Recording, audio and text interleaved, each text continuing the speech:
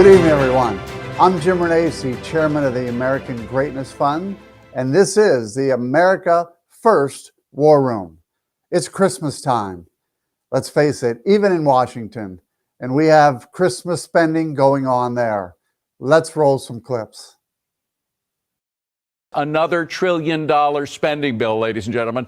This is supposedly to keep the government funded through next September. Now, they have to pass the package by midnight on Friday. It's a 4,100-page package. You think they've read it? This in order to avoid a partial government shutdown. Katie Pavlich joining me now. Katie, nobody's read this thing. In 2 days, they're going to pass another $1 trillion spending bill, 4,100 pages that nobody has read. Isn't that the height of irresponsibility? Yeah, this $1.7 trillion spending plan, which, as you rightly point out, people are not going to be able to read, it's 4,000 pages, is an abomination. You're standing in the way of spending. Well, the real question is this. What is more dangerous? What is more dangerous to the country? $1.1 trillion in new debt, or as Republican leadership likes to say, oh, but it's a win. It's a big win. We're getting $45 billion for the military. So which is more important? Which threatens the country more? Are we at risk for being invaded by a foreign power if we don't put $45 billion into the military? Or are we more at risk by adding to a $31 trillion debt? I think the greatest risk to our national security is our debt. The process stinks. But we live in la-la land, an alternate universe, Jason. We're $31 trillion in debt, and interest rates have gone up to about 4.5 on the federal debt. So just to service this debt, we're going to pay $450 billion, and it's going to increase up to $1 trillion at the rate we're going. So these $1.5 trillion deficits are just normal now, and nobody talks about it. Republicans, or at least the Senate version, pretend to be opposed to tax hikes. But in this monstrosity omnibus, they didn't lift one pinky ring finger to prevent tax hikes, which, by the way, will retard investment, productivity, jobs, real wages, and blue-collar family incomes. So this is not just a monster spending hike bill. This is also a tax hike bill. Well, you heard it, and I would 100% agree. And the America First War Room, we've been talking about this. The greatest threat to our democracy is our debt, and people just don't seem to be talking about it enough.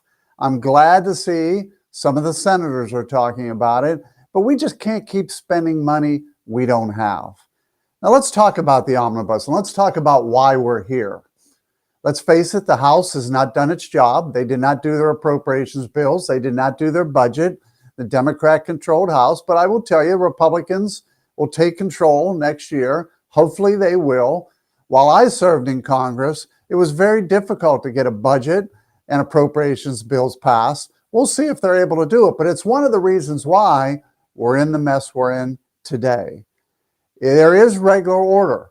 Regular order is when you do all this in advance and you pass annual appropriations and annual budgets. They haven't done it. We didn't do it when I was in Congress either, by the way, which is one of the real problems with our Congress. So how did we get here? Well, we keep passing what we call CRs. And we talked about this in one of the previous war rooms, that CRs are just when you say, hey, we don't have our work done, we don't have our job done, so let's just allow spending for another 30 days, 60 days. And the last time they did a long-term CR was before the election, and they said, let's pass something past the election, so nobody's worried about it in the November election. And that's what they did. They passed a long-term CR that got us through November. And then recently, they just passed another CR to get us to Friday, December 23rd. Now, when I was in Congress, I used to always say, you know how Congress gets things done? Only during emergencies. Only when there is a deadline and an emergency do we get things done. Well, guess what? December 23rd, this Friday evening, the government will shut down 2 days before Christmas if they don't pass something. So they have a couple choices. One choice is to pass this massive omnibus, 4,100 pages, who nobody has read. I've said this time and time again. You can't get a 4,000-page bill handed to you on Monday and know what's in it by Wednesday, Thursday, Friday of that week. What's even worse is the CBO, the Congressional Budget Office, is estimating this is $1.7 trillion. And the only reason they're using the word estimate is they haven't had enough time to figure out what's all in this. But it's Christmas time, and everybody's throwing things in it, knowing that they're going to have to pass something. So again, they have two choices. They can pass this monstrosity of a spending bill, of which it'll be months from now before we figure out what's all in it. They can pass another CR, or they can let the government shut down. They're not going to let the government shut down. And by the way, they're going to want to go home for Christmas.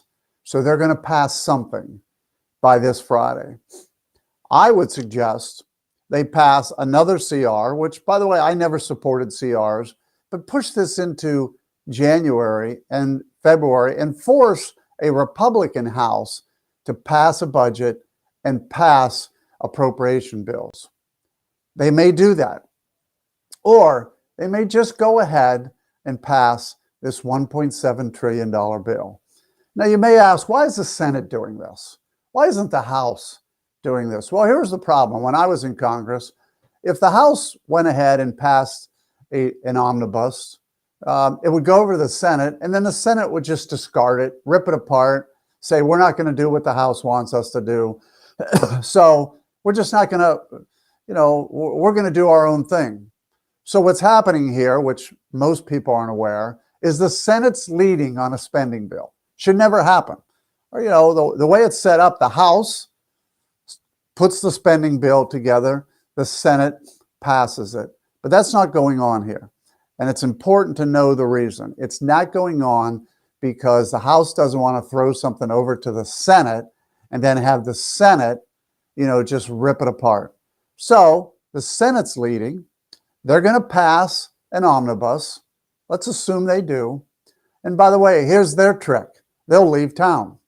They did that to us many times. They'll just pass it and leave and say, okay, House, we dare you not to pass our bill. So keep an eye on some of this stuff, because that's the game that's going to be played this week if the omnibus gets passed. Now remember, it's $1.7 trillion of spending, and you would say, why would Republicans agree to do that? Well, there's a lot of goodies in this bill, and that's the problem. What they do in omnibus bills is they just load it up. 4,000 pages, and there are things in here, like I said, that we won't even know about for months to come. So let's talk about them. First off, in Congress, we always talked about defense spending and non-defense discretionary spending. And Republicans and Democrats, Republicans want defense spending, Democrats want less defense spending and more non-discretionary spending. So in this bill, one of the goodies the Republicans got, it's not really a goodie, but they'll call it that, is they got $858 billion in defense spending. Democrats got $772 billion in non-defense discretionary spending. So Republicans will say, we got to win because we got more money spent on the military. The problem is nobody wins here.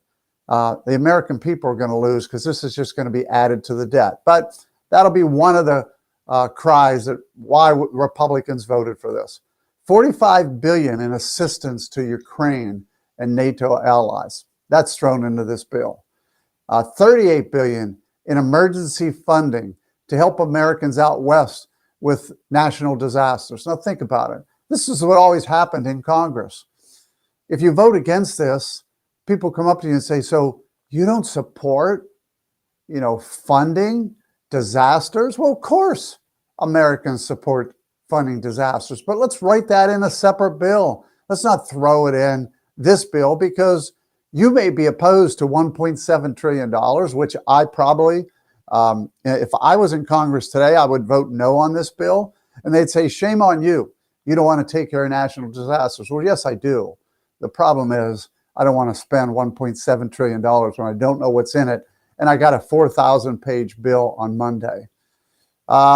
They want to overhaul the electoral vote count so that no vice president can ever say, overturn a presidential election. They're adding that in. That's not even a spending item. That's a policy issue, but they're throwing that in as well.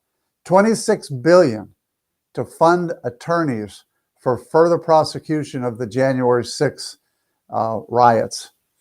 Interesting, and maybe a good spend, but why are we throwing it in here? You know why? Because it's the little goodies that everybody wants. $11 billion to the FBI for extreme violence and terrorism oversight and spending. Think about that. Maybe it's a good spend, maybe it's not. What are they spending it on? What are they doing? Nobody knows, but it's another $11 billion that's being spent. They increase Pell Grants by $500. Now, you may think that's a small amount, but Pell Grants already aren't working. They are not working. In fact, what I saw in Pell Grants when I was in Washington, and there are some people that may watch this and say, well, I got a Pell Grant and I liked it. You know, I saw a college here in Ohio that actually the first day was full of students who got Pell Grants because they had to show up. And then after that, they didn't show up. And there is no way to claw back that money. There's no provisions to claw back. But we're going to add another $500 to a broken program. You know, you may think, well, it's only $500, but multiply that times all the Pell Grants. It starts to work out to be a lot more money. 4.6 pay raise for our troops. Good enough. Good.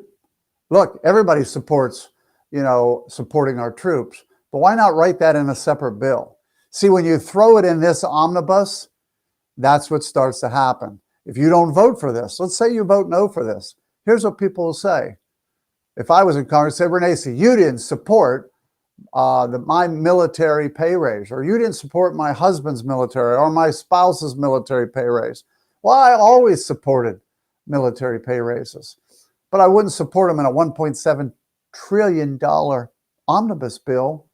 And that's the reason why many times you vote no, but then the political ramifications of it come back to you. 25% increase for critical veterans programs, housing. Hey, I'm a big supporter of veterans. And I can tell you that in Congress, 99.9% of members would vote for this on a separate bill. But then you put it into this omnibus, and when you vote no, somebody says, you don't want to support veterans. You don't want to. So you can see what's going on here. It's the Christmas game. We are loading up a bill with all kind of goodies to force you to pass it because you don't want to go home and say, you didn't vote for, critical veterans issues. 400 million increase to TSA. Might be a good thing, but why are we throwing in this bill? And TSA may be underfunded, maybe they're overfunded. But again, it's Christmas time, and we're going to throw that into this giant omnibus because it's a way of getting things done. $8 billion for childcare, $5 billion for low-income home energy assistance programs. Okay, again, think about this. We're throwing in these little items, and somebody said, well, it's only $5 billion, it's only $8 billion. It's borrowed money. It's borrowed money. And here's the problem. It's thrown in this omnibus, and if you vote no, you'll get people walk up to you and say, you didn't support, child care spending. You didn't support this for low-income home energy programs. Well, maybe you do. You just don't support it in a $1.7 trillion bill. But this is what happens in Washington. $576 million for EPA to support environmental issues. Well, that's a Democrat goodie. I mean, let's face it, Republicans don't want the Environmental Protection Agency getting any more money. But Republicans might vote for this because they like some of the other things that are in it. TikTok's going to be banned under the federal government use and computers. And okay, some people may like that, but why are we throwing it in? Well, Senator Hawley, that's his bill.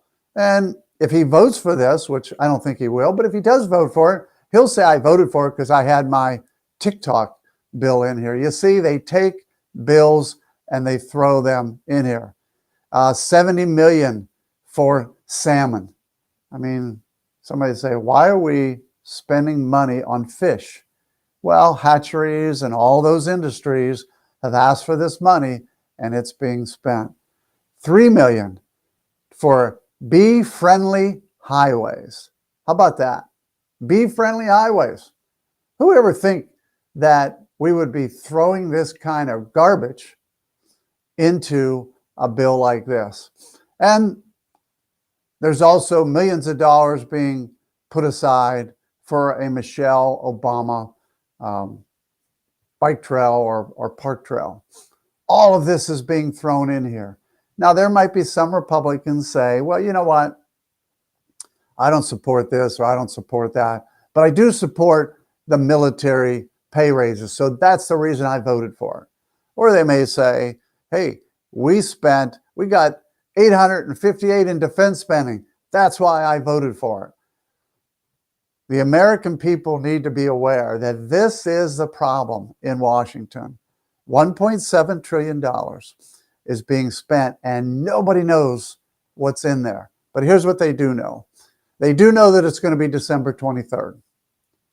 They should know, and I'm talking about Americans, we should know that Congress only acts in emergencies and deadlines, and they want to go home for Christmas. I can promise you, they're going to go home for Christmas. And they're either going to pass this massive garbage bill or they're going to pass another CR and kick the can down the road. None of this should be done if Congress actually did regular order, passed the 12 appropriation bills, and passed a budget. This is what they're there for. They should be working day one, passing a budget and passing appropriations. Instead, here's what's going to happen if they pass this massive omnibus. This kicks the can down the road all the way to next September. Basically, sends our spending skyrocketing, sends our inflation up. None of this spending is going to bring inflation down. In fact, it's going to increase inflation. So you can see Washington's not working in our benefit right now. What they're working on is their benefit. How do they get home in time? How do they make sure that they're not there over Christmas? And how do they avoid a government shutdown? Now, again, keep your eyes open over the next couple of days. They can pass a CR, which basically says, hey, we're spending $6 trillion already.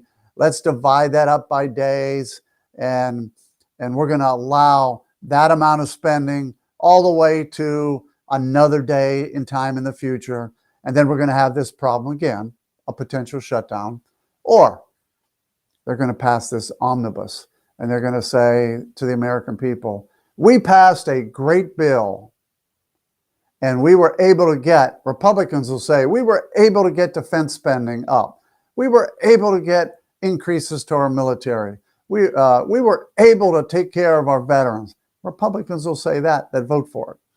Democrats will say, we were able to get EPA increases for climate change. We were able to get, food assistance and Pell Grants. Everybody will go away saying, look at what we got for you. But here's what they did get for the American people. Another $1.7 trillion added on to the national debt. This is not the way government should work. It is one of the reasons why the War Room will be talking about this over and over again. We need to make sure that spending is a priority of watching and lowering our spending. We need to make sure that we have smaller government, not bigger government.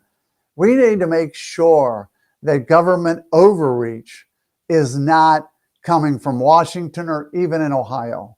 We need to make sure all of these things are looked at and done appropriately. We need to get back to the basics, people.